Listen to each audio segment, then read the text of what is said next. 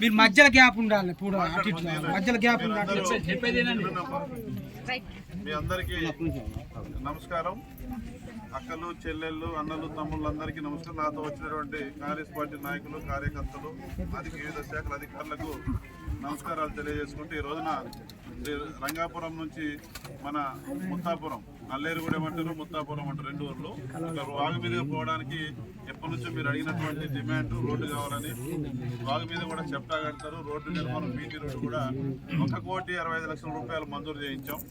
మరి ఒక 4-5 రోజుల్లో పనులు కూడా స్టార్ట్ అవుతాయి. ఒక్క నిమిషం ప్రసాద్, 4 పనులు కూడా స్టార్ట్ అవుతాయి. మన కాంగ్రెస్ పార్టీ ప్రభుత్వం రేవంత్ రెడ్డి గారు ముఖ్యమంత్రి అయిన తర్వాత ఆర్టీసీ బస్సుల్లో మహిళలకు ఉచిత ప్రయాణం, భారతదేశంలో ఇటువంటి సౌకర్యం ఏ గవర్నమెంట్ కూడా ఇవ్వలేదు. మన కాంగ్రెస్ పార్టీ ప్రభుత్వం రేవంత్ రెడ్డి గారే కల్పించారు. ఇవాళ ఇప్పుడే మీ డిఎంతో మొన్న కూడా రివ్యూ పెట్టిన పంచాయతీ వైజ్గా డిఎం గారు ఏంటంటే రిపోర్టు జిల్లాధికారికి పంపించారు. ఆయన పర్మిషన్ ఇవ్వగానే మీకు అనంతరం గొల్లగూడెం వైఎస్ చొప్పాల మీద ఆర్టీసీ బస్సు కూడా కొద్ది రోజుల్లో మీకు రాబోతా ఉంది. ఇప్పుడే మీ ముందు మాట్లాడినా బస్సు ఖచ్చితంగా వేపిస్తాను. ఉచిత ప్రయాణం మహిళా సోదరీమణులకు. అదే కాకుండా రేషన్ కార్డులు ఇవాళ తారీఖు 30వ తారీఖు, రేపు 1వ తారీఖు, ఎల్లుండి 2వ తారీఖు నుంచి అందరు దరఖాస్తులు పెట్టుకోండి. అన్ని కుటుంబాలకు కొత్త రేషన్ కార్డులు ఇవ్వడం జరుగుద్ది. పాత కార్డులు ఉన్న వాళ్ళకి, అసలు కార్డు లేని వాళ్ళకి కూడా రేషన్ కార్డు, అదే కంప్యూటర్లో ఇస్తారు డిజిటల్ కార్డు. మీరు ఎక్కడికి పోయినా అది పనిచేస్తుంది కార్డు. ఇప్పుడు ఇక్కడ మీరున్నది ఈ హక్కు ఉంది. ఇక్కడ పని కోసం హైదరాబాద్ పోయిందనుకో, అక్కడ కూడా రేషన్ బియ్యం తీసుకోవచ్చు ఆ కార్డులో. ఇక్కడే తీసుకోవాలని లేదు. డిజిటల్ కార్డు అన్నట్టు కుటుంబ ఫ్యామిలీ కార్డు మన గవర్నమెంట్ ఇస్తూ ఉంది. అన్నిటికీ ఆ కార్డు పనిచేస్తుంది. కాబట్టి పాత కార్డు ఉన్న వాళ్ళు దరఖాస్తు పెట్టుకోకపోతే అసలుకే క్యాన్సిల్ అయ్యి ఏది రాదు. పాత కార్డు ఉన్నా వాళ్ళు కూడా పెట్టుకోవాలి, కార్డు లేని వాళ్ళు కూడా పెట్టుకోవాలి. రేషన్ కార్డు 2వ తారీఖు నుంచి దరఖాస్తులు తీసుకుంటుంది.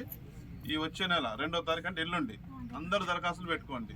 కార్డు రాలేదని మనం నానొద్దు. అదేవిధంగా ఇందిరమ్మ ఇల్లు గతంలో కూడా కాంగ్రెస్ పార్టీ ప్రభుత్వం అధికారులు ఉన్నప్పుడు వైఎస్ రాజశేఖర రెడ్డి గారు ముఖ్యమంత్రిగా ఉన్నప్పుడు అప్పుడు ఉమ్మడి ఆంధ్రప్రదేశ్ రాష్ట్రంలో 20 లక్షల ఇల్లు కట్టించింది ఇందిరమ్మ ఇల్లు. తర్వాత మధ్యలో లేవు. మళ్ళీ వాళ్ళ మన కాంగ్రెస్ గవర్నమెంట్ వచ్చింది. మన రేవంత్ రెడ్డి గారి సారథ్యంలో మళ్ళీ ఇందిరమ్మ ఇల్లు ఎస్సీ, ఎస్టీ, బీసీ, మైనార్టీ వర్గాల పేదలకు గడ్డిళ్ళు ఉన్న వాళ్ళందరూ కూడా ఇందిరమ్మ ఇల్లు కట్టియాలని ఈ సంవత్సరం 10 లక్షల ఇల్లు మంజూరు చేయించింది. మొన్న అసెంబ్లీ సమావేశాల్లో బడ్జెట్లో కూడా 22,500 కోట్లు కూడా బడ్జెట్లో కేటాయించారు. అవి కూడా ఈ కొద్ది రోజుల్లో ఇందిరమ్మ ఇల్లు కూడా ఇవ్వడం జరుగుతుంది. ప్రతి నియోజకవర్గానికి 3,500 ఇల్లు ఇచ్చినారు మన ముఖ్యమంత్రి గారు. మీరు గెలిపించిన ఎమ్మెల్యేగా నాకు కూడా 3,500 ఇల్లు వచ్చినాయి. ఊర్లో ఆడిని పెట్టాలి. పేదవాళ్ళు ఎవరైతే అధికారులు కూడా వచ్చి మరి వాళ్ళు సర్వే చేస్తారు. అర్హత కలిగిన పేదవాళ్ళు, గడ్డీలు ఉన్న వాళ్ళు, రెక్కల మీద బతికే వాళ్ళు, రేకులు ఉన్న వాళ్ళకే ఇల్లు ఇవ్వడం జరుగుతుంది ఇందిరమ్మ ఇల్లు. కాబట్టి ఆడవాళ్ళ పేరు మీద ఇందిరమ్మ ఇల్లు మంజూరు అవుద్ది. మీ అకౌంట్లోనే డబ్బులు పడతాయి. అధికారుల దగ్గర నుండి ఇల్లు కట్టిస్తారు. మీ ఇష్టం ఉన్న మేస్త్రిని మీరే మాట్లాడుకొని పెట్టుకోండి. కాంట్రాక్టర్ అయితే సరిగా గట్టి కట్టక నీళ్లు పోసిపోయాక గట్టి వర్షం పడితే పడిపోయేటట్టు ఉంటాయి. కాబట్టి మీరు సొంతంగా మీరే మేస్త్రిని పెట్టుకొని మాట్లాడుకొని కట్టుకోండి. 6 లక్షలు ఎస్సీలకు, ఎస్టీలకు 6 లక్షలు. ముందు 5 లక్షలు అని చెప్పాం. ముఖ్యమంత్రిని అడిగినాం మేమందరం అడిగితే 4 లక్షలు చేసినారు. ఎస్సీలకు, ఎస్టీలకు 6 లక్షల రూపాయలు ఇస్తా ఉంది ఇందిరమ్మ ఇల్లుకి. కొద్ది రోజులు అవి కూడా స్టార్ట్ అవుతాయి. కొత్త రేషన్ కార్డులు కూడా రేపు 2వ తారీఖు నుంచి మీరు దరఖాస్తు పెట్టుకోండి. ఇవన్నీ కూడా పథకాలు మన ప్రభుత్వం వచ్చిన తర్వాత ఒకదాని తర్వాత ఒకటి అమలు చేస్తూ ముందుకు పోతా ఉంది. ఫ్రీ కరెంట్ వస్తుంది 200 యూనిట్లు, 500కే గ్యాస్ కూడా మీకు సబ్సిడీ పడుతూ ఉంది. ఏమ్మా రాజీవ్ ఆరోగ్యశ్రీ గతంలో 5 లక్షలు ఉంటే రాజశేఖర రెడ్డి గారి టైంలో ఇప్పుడు 10 లక్షలు చేసినారు. ఎవరికైనా పెద్ద ఆపరేషన్ చేయాల్సి వస్తే నా దృష్టి తీసుకురండి. హైదరాబాద్లో పెద్ద హాస్పిటల్, ప్రైవేట్ హాస్పిటల్లో 10 లక్షల వరకు మీకు ఫ్రీగా వైద్యం చేయించి ఆరోగ్యంతో ఇంటికి పంపించే కార్యక్రమానికి మన ప్రభుత్వం శ్రీకారం చుట్టింది. ఇట్లా అనేక మంచి కార్యక్రమాలు మన ప్రభుత్వం చేస్తూ ఉంది. అసెంబ్లీ ఎన్నికల్లో మీరు దీవించారు, పార్లమెంట్ ఎన్నికల్లో కూడా మీరు దీవించారు, ఓట్లేసి గెలిపించారు.